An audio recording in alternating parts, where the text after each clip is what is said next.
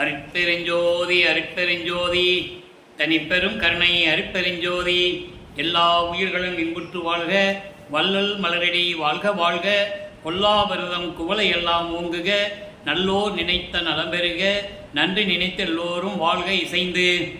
உலக மக்களே, அறிவார்ந்த அன்பர்களே, ஆண்மைநேய ஒருமைப்பாடுடைய அன்பர்களே, வல்லப்பமானவர்கள் இந்த பூலோகத்திற்கு அருட்பெருஞ்சோதி ஆண்டவரால் ஒரு தாயின் வழியாக வருவிக்க உற்று சென்னையிலே 33 ஆண்டுகள் இருக்கும்போது வல்லற்பமானுடைய நிலை எப்படி இருந்தது என்பதை தான் இப்போ நம்ம பார்த்து கொண்டிருக்கிறோம். காரணம், வல்லப்பமானவர்கள் இந்த பூலோகத்திற்கு வருவிக்க உற்று சமயத்தின் தலைவனாகிய சிவபெருமானை இறைவனாக ஏற்றுக்கொண்டு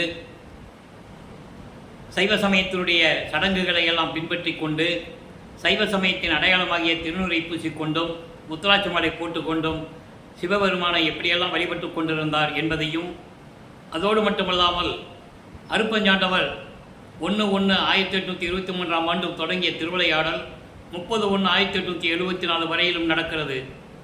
அப்போ அந்த 51 ஆண்டு திருவிளையாடல்களை 8 ஆண்டுகளாக பிரித்து தனது மகனுக்கு எப்படியெல்லாம் அருளை கொடுத்து கொண்டிருக்கிறார் என்பதை தான் நாம் பார்த்து கொண்டிருக்கிறோம்.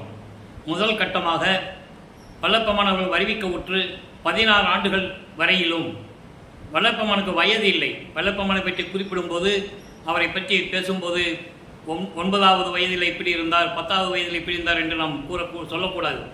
அவருக்கு வயது இல்லை. அவர் இறைவனுடைய மகன், ஒவ்வொரு யுகத்திலேயும் இருந்தவர், இறைவனாக இருந்து கொண்டிருக்கின்றவர்.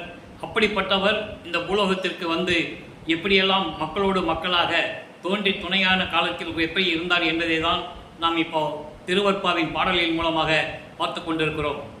காரணம், வல்லப்பமானவர்களை அவர் வருவிக்க விட்டு 203 ஆண்டுகள் ஆகியும் கூட அவருடைய அருள் நிலையையும், அதோடு மட்டுமல்லாமல் இறைவனுடைய மகன் என்ற ஒரு நிலையையே மக்களிடம் யாரும் கூறவில்லை என்பதுதான் வேதனையான விஷயம். வல்லப்பமானவர்கள் வருவிக்க விட்டது மருதூர் என்ற ஒரு கிராமத்திலே ராமையா பிள்ளை சின்னையம்மையருடைய இல்லற வாழ்க்கையிலே ஒரு மகனாக, உலகியலுக்காக. அவர் இறைவனுடைய மகன். இறைவன் ஒரு காரியத்தை நிறைவேற்ற வேண்டுமென்றால் இந்த பூலோகத்திலே தனது மகனை வர வைக்க முடியும். அப்படி வருவிக்க விட்டவர் தான் நமது பிள்ளை பெருமான் அவர்கள் என்பதை நீங்கள் புரிந்து கொள்ள வேண்டும். அதற்கு அவங்க காரணமாக இருந்தார்கள். ராமையா பிள்ளை அவர்களும் சின்னையம்மையார் அவர்களும் அதற்கு ஒரு காரணகர்த்தாவாக இருந்தார்கள் என்பதை திருவற்பாவிலே தெளிவாக நமக்கு அருளி இருக்கிறார்கள் நமது பிள்ளை பெருமான் அவர்கள். நான் பிள்ளை பெருமான் என்று கூறுவது எதனால் என்றால், அருட்பெருஞ்சாண்டவர் தன் அருளால் ஒரு ஆண்மகனை பெற்றெடுத்து செல்வப்பிள்ளை என்று பெயரிட்டு வளர்த்து கொண்டிருக்கிறார். இறைவன் தன் மகனுக்கிட்ட பெயர் செல்வப்பிள்ளை. அதனால்தான் நான் பிள்ளை பெருமான் என்று கூறுவதுண்டு, வல்லற்பெருமான் என்றும் கூறுவதுண்டு. அப்போ இந்த நிலையில் இருக்கும்போது அவர் வருவிக்க உற்று 8 ஆண்டுகள் வரையிலும் எந்த விதமான அருளை பெற முடியாமல், அதாவது தான் யார் என்ற நிலையை அவருக்கு அப்போ தெரியாது. பள்ளியிலே போய் சேர்த்ததும், பள்ளியிலே படிக்க முடியாது என்று வெளியே வந்ததெல்லாம் இறைவனுடைய திருவிளையாடல். ஏனென்றால் இறைவன் தனது மகன் இந்த பூலோகத்திலே இந்த உலகியல் படிப்பை யாரிடம் கற்றுக்கொள்ளக்கூடாது, இரண்டாவதாக தன் மகன் யாரையும் குருவாக ஏற்றுக்கொள்ளக்கூடாது இந்த உலகத்திலே. அதோடு மட்டுமல்லாமல் தனது மகன் காவி உடை அணியக்கூடாது என்ற ஒரு நிலையில் இறைவனுடைய திருவிளையாடல் நடந்து கொண்டிருக்கிறது. அப்போ அவருக்கு தெரியாது. இந்த நிலையை தொடர்ந்து கொண்டிருக்கின்ற காலகட்டங்களில் இதை ஏன் மறுபடியும் ஒரு விளக்கம் தர வேண்டியது? அதாவது வல்லப்பெருமானை ஒரு சாதாரண குழந்தையாக பிறந்தார் என்றே மக்களிடம் சொல்லி வந்தார்கள். புராணங்களிலும் காவியங்களிலும் இருக்கிறதை பற்றியெல்லாம் எல்லாரும் சொன்னார்கள். சிவபெருமானுடைய திருவிளையாடலை சொன்னார்கள், முருகனுடைய திருவிளையாடல்களை சொன்னார்கள். முருகன் சிவபெருமானுடைய நெற்றிக்கண்ணிலிருந்து வரவழைக்கப்பட்டவன், உங்களுக்கு எல்லாம் தெரியும். ஒரு தத்துவத்தின் அடிப்படையில் அவரை உருவாக்கியது முருகனை. எல்லாரை பற்றி கூறும்போது வயதை பற்றி குறிப்பிட மாட்டார்கள். முருகனுக்கு இத்தனை வயசில் முருகன் இப்படி இருந்தார், இந்த வயசில் முருகன் இப்படி இருந்தார்னு யாரும் சொன்னதில்லை இல்லையா? அதே போன்று வல்லற்பெருமானை அப்படி தான் அழைத்து இருக்க வேண்டும். அவர் சிவபெருமான் நெற்றிக்கண்ணிலிருந்து வந்தவர். இவர் அருட்பெருஞ்சோதி ஆண்டவருடைய மகன். பிரம்மன் திருமாலுக்கு கூட ஆயுள் காலம் உண்டு. அதுக்கு பிறகு அவங்களுடைய இறைவனுடைய திருவடியில் தான் இருக்கணும். எந்த செயலும் அவங்களுக்கு இருக்காது. பிரம்மனுக்கு 4,32,000 வருடம். பிரம்மனுடைய ஆயுள் காலம் முடிந்தவுடனே அவனுடைய தொழிலை திருமால் சேர்த்து செய்ய வேண்டும். அப்போ அவனுக்கு 8,64,000 வருடங்கள். யாருக்கு? திருமாலுக்கு. கிருஷ்ணாவதாரத்தில் தான் அவனுடைய ஆயுள் காலம் முடியுது. இப்படி ஒவ்வொருவருக்கு ஆயுள் காலம் உண்டு. ருத்திரனுக்கு 12,96,000 வருடம், மகேஸ்வரனுக்கு 17,28,000 வருடம். இந்த 4 பேருடைய வயசு சேர்த்து சதாசிவத்துக்கு. அவங்களுக்கும் ஆயுள் காலம் உண்டு, வயசு உண்டு. ஆனால் பிள்ளை பெருமான் அவர்களுக்கு கிடையாது என்பதை இங்கே நான் பதிவு செய்ய கடமைப்பட்டிருக்கிறேன். வல்லப்பமனை பற்றி கூறும்போது வயசை பற்றி சொல்லக்கூடாது. அப்படி தான் இது வரைக்கும் சொல்லிகிட்டு இருக்காங்க. 8 வயசில் பிரிந்தார், பள்ளிக்கூடத்துக்கு போகும்போது 9 வயசில் பிரிந்தார், 10 வயசில் பிரிந்தார், அப்படிலாம் சொல்லிகிட்டு இருப்பாங்க. அது நமக்கு வேண்டாம். அந்த நிலையிலிருந்து நாம் வேறுபட்டு இருக்க வேண்டும் என்பதற்காகத்தான் இந்த பதிவை நாம் பதிவு செய்து கொண்டிருக்கிறோம் திருவொற்பாவிலிருந்து. இப்போ வல்லப்பமானவர்கள் வருவிக்க உற்று 8 ஆண்டுகள் வரையிலும் எந்த விதமான நிலையும் இல்லாமல் இருந்து கொண்டிருக்கிறார். 2வது 8இல் வருவிக்க உற்று 2வது 8, அதாவது பிள்ளை பெருமானவர்களுக்கு 9வது ஆண்டு. அப்போ அந்த 9வது வருவிக்க உற்ற 9வது ஆண்டில் இறைவன் தன் மகனை ஆட்கொள்ளுகிறார். மகனை ஆட்கொண்டு, மகனே, நீ என்னால் வருவிக்க உற்றவன் இந்த பூலோகத்திற்கு, உனக்கு முன்பருவம் பின்பருவம் காட்டி அருள் செய்வேன் என்று கூறி ஞானத்தை பெற்றுக்கொள் மகனே என்று சொல்லி மறைந்து விடுகிறார். அதன் பிறகு இவருக்கு மறைப்பு நிலை ஏற்படுகிறது.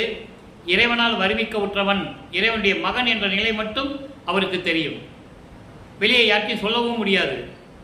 நான் இறைவனுடைய மகன் சொல்லவும் முடியாது, சொல்லவும் கூடாது. இந்த நிலையில் இருக்கும்போது 9வது ஆண்டில் இறைவன் ஆட்கொண்ட பிறகு ஆண்டாறு 3 ஆண்டிலே ஆட்கொண்ட அருள்கடலே என்று கூறுவார். ஆரோடு 3வது ஆண்டிலே என்னை ஆட்கொண்ட கருணையின் கடலே என்று கூறுவார். ஆக இறைவன் தன்னை ஆட்கொண்டது 9வது ஆண்டு என்பதை தெளிவாக நமக்கு அருளியிருக்கிறார்கள். இறைவனை ஆட்கொண்ட பிறகு 1ஆம் திருமுறை உருவாகிறது. அது சிவனேசவென்பா என்ற பதிகத்திலிருந்து பாடல்களை விளக்கமாக பார்த்து கொண்டிருக்கிறோம். அதன் பிறகு 2ஆம் திருமுறை உருவாகிறது. அதிலிருந்து பார்த்து கொண்டிருக்கிறோம். குறிப்பாக சொல்ல வேண்டும் என்றால், வல்லப்பமான் அவர்கள் 1824ஆம் ஆண்டிலிருந்து 1840 ஆண்டுகள் வரையிலும் நமது பிள்ளை பெருமானுடைய நிலை என்ன, இறைவனுடைய அருளை பெறுவதற்கு எப்படியெல்லாம் மன்றாடுகிறார், எப்படியெல்லாம் கஷ்டப்படுகிறார் என்பதை தான் பார்த்து கொண்டிருக்கிறோம். அந்த வகையில் இன்று நாம் பார்க்க வேண்டிய பாடல் சிவனேசவென்பா 30வது பாடல். நல்லா ஒன்று கவனிச்சிக்கணும். முதல்ல சமயங்களை சார்ந்து இருக்கிறாரு, சிவபெருமானை தான் வழிபட்டுக்கிட்டு இருக்கிறாரு.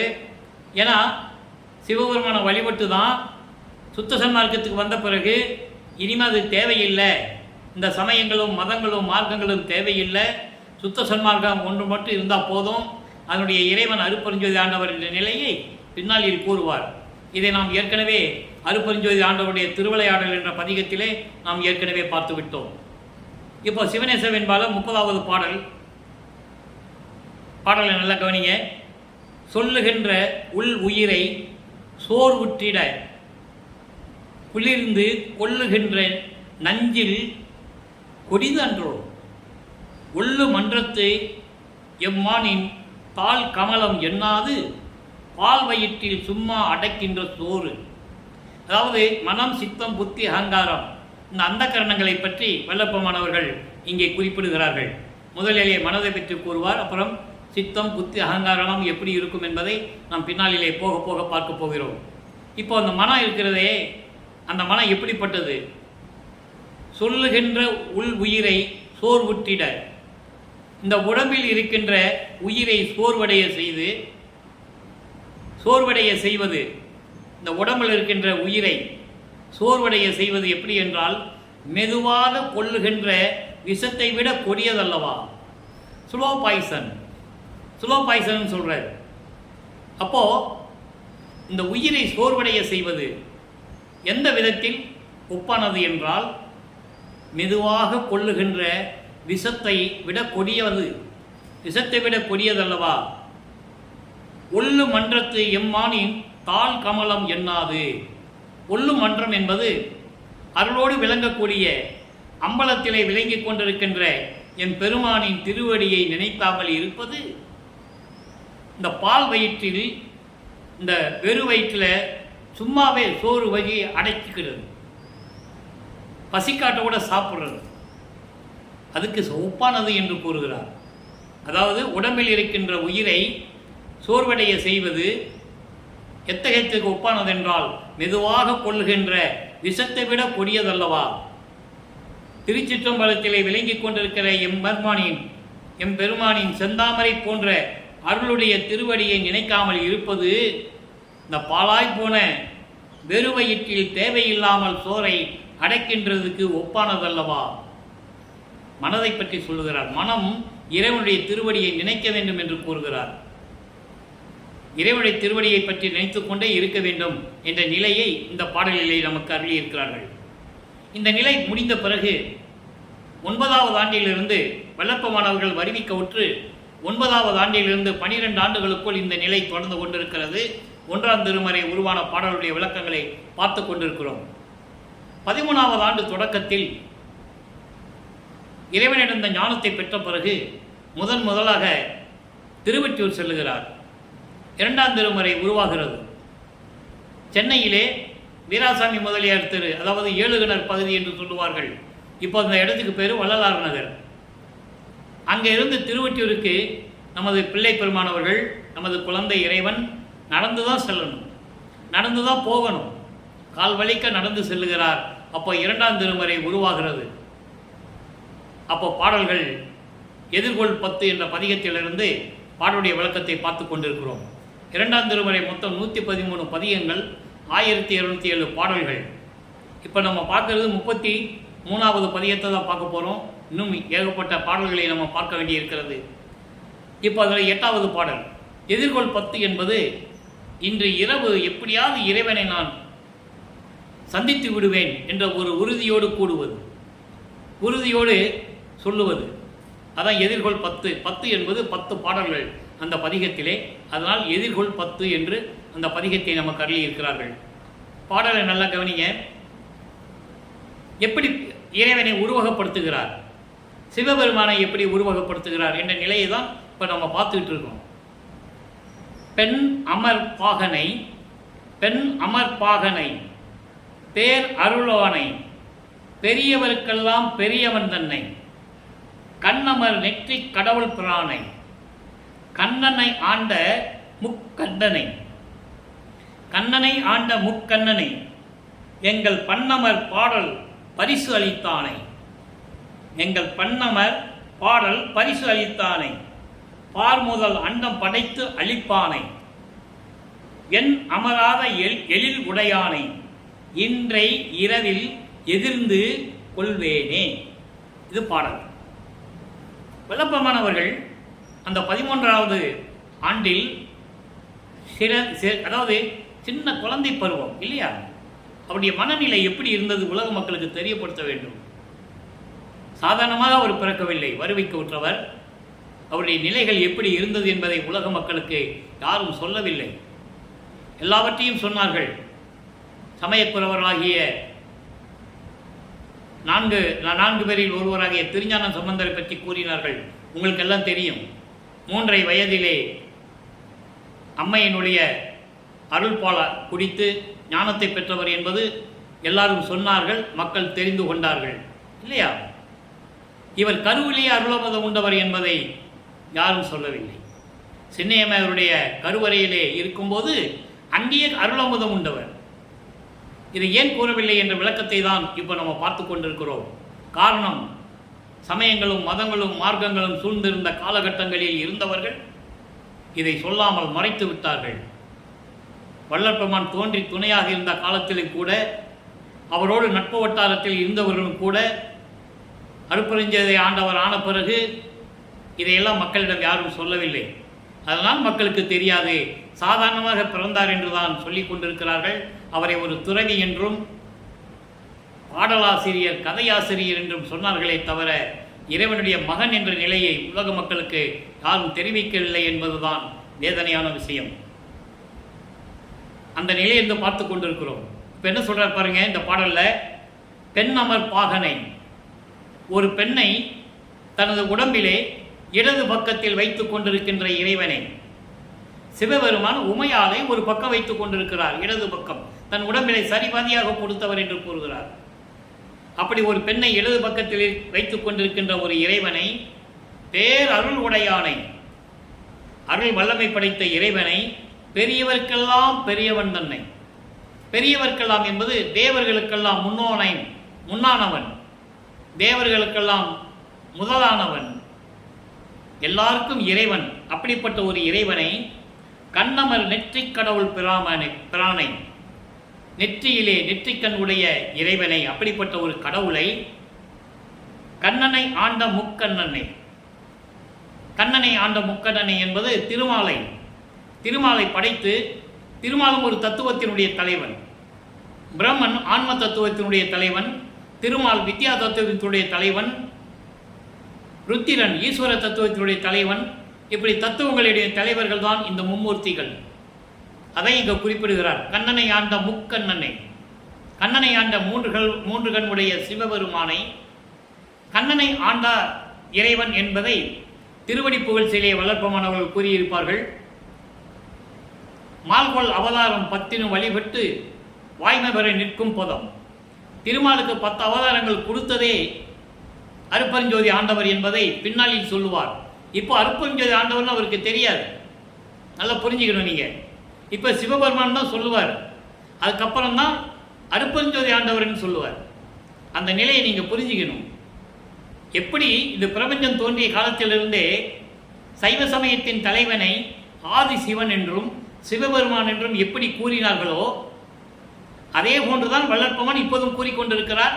இந்த 13வது ஆண்டிலே வருவிக்க உற்று 13வது ஆண்டு.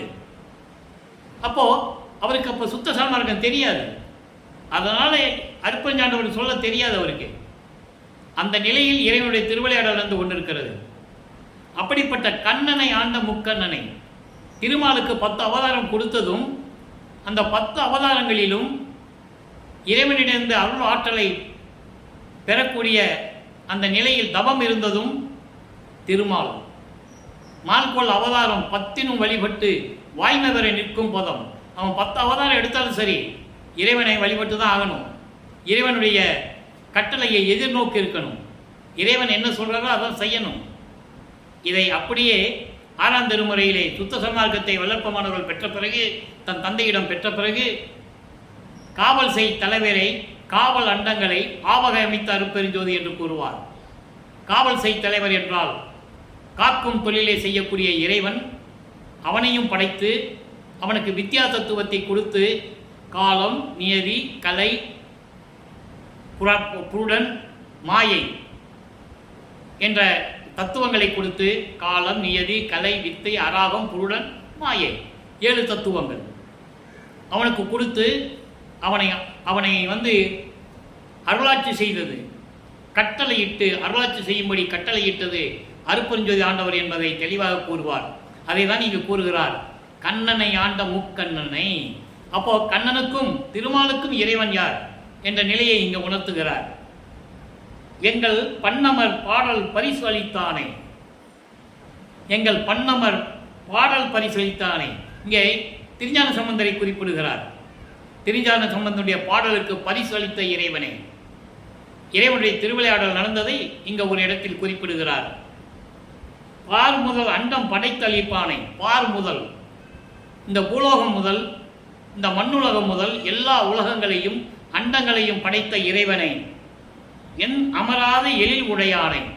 என் அமராத எழில் உடையானை என்பது அளவற்ற அழகு உடைய இறைவனை, அளவில்லாத அழகுடையவன், பேரழகு உடையவன்.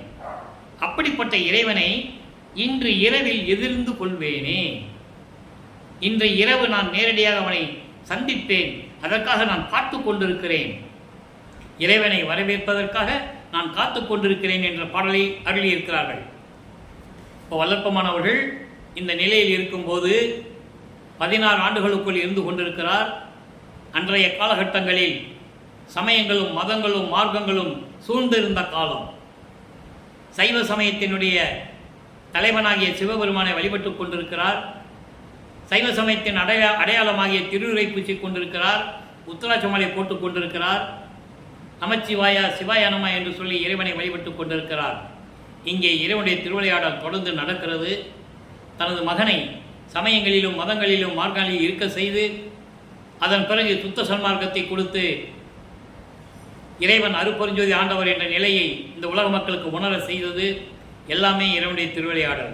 ஆக வல்லப்பமானவர்கள் 16 ஆண்டுகளுக்குள் எந்த நிலையில் இருக்கிறார் என்பதை தான் நாம் தினமும் பார்க்க போகிறோம். அப்படிப்பட்ட இறைவன் தன் மகனை ஆட்கொண்ட பிறகு, சுத்த சன்மார்க்கத்தை கொடுத்த பிறகு, அங்கே வடலூரிலே சத்தியஞான சபையை நிறுவிய பிறகு, சித்தி வளாகத்திலே இறைவனோடு கலந்த பிறகு எப்படியெல்லாம் இறைவனுடைய நிலைகளை நாம் பார்த்தோம் என்பதை ஏற்கனவே நாம் முன்பதிவுகளிலே நாம் ஏற்கனவே பதிவு செய்திருக்கிறோம். ஏன் இந்த நிலையை நாம் மக்களுக்கு கூறுகிறோம் என்றால், வள்ளல் பெருமானுடைய அருள் நிலையையும் அவர் ஏன் இந்த பூலோகத்திற்கு வருவிக்க உற்றார், எதற்காக வருவிக்க உற்றார் என்ற காரணங்களையும் உலக மக்களுக்கு தெரியப்படுத்த வேண்டும். ஆன்ற சன்மார்க்கம் அணிபெற என்னைத்தான் ஈன்று அமுதளித்த இனிய நற்றாயை என்று கூறுவார் அருட்பெருஞ்சோதி அகவலிலே. சுத்த சன்மார்க்கத்தை உலக மக்களிடம் தெரிவித்து, உலக மக்களையெல்லாம் சுத்த சன்மார்க்கத்தில் இணைத்து, எல்லா உலகங்களும் சுத்த சன்மார்க்கத்தில் விளங்க வேண்டும் என்பதற்காகவே என்னை படைத்து இந்த பூலோகத்திற்கு என்னை வருவிக்க செய்த இறைவன் அருட்பெருஞ்சோதி ஆண்டவர் என்று கூறுகிறார்.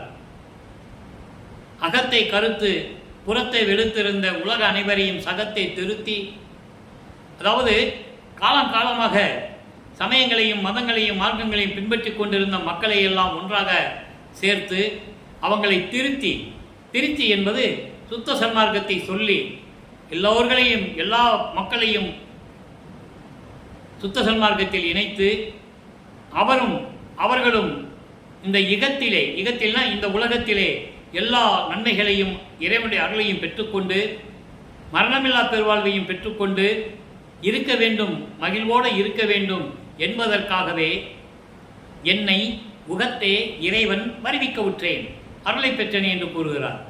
உகத்தே என்பது இந்த கலியுகத்தில் அவர் வருவிக்க உற்றது கலியுகம். கலியுகத்திற்கு மொத்தமாகவே 5000 வருடங்கள் தான். ஆக இந்த கலியுகத்தில் வருவிக்க உற்றது என்னை எதற்காக என்றால், சுத்த சன்மார்க்கத்தை உலக மக்களுக்கு தெரியப்படுத்தி எல்லோரையும் சுத்த சன்மார்க்கத்தில் இணைத்து, அருட்பெருஞ்சோதி ஆண்டவர் ஜோதி வடிவில் இருக்கிறார், அவர்தான் இயற்கை உண்மை விளக்க கடவுள் என்ற நிலையை உலக மக்களுக்கு தெரியப்படுத்தி அந்த இறைவனை வணங்கி மரணமில்லா பெருவாழ்வை பெற்றுக்கொண்டு இந்த உலக மக்கள் இன்புற்று வாழ வேண்டும் என்பதற்காகவே என்னை இந்த பூலோகத்திற்கு வருவிக்க செய்தார் என்று கூறுகிறார்.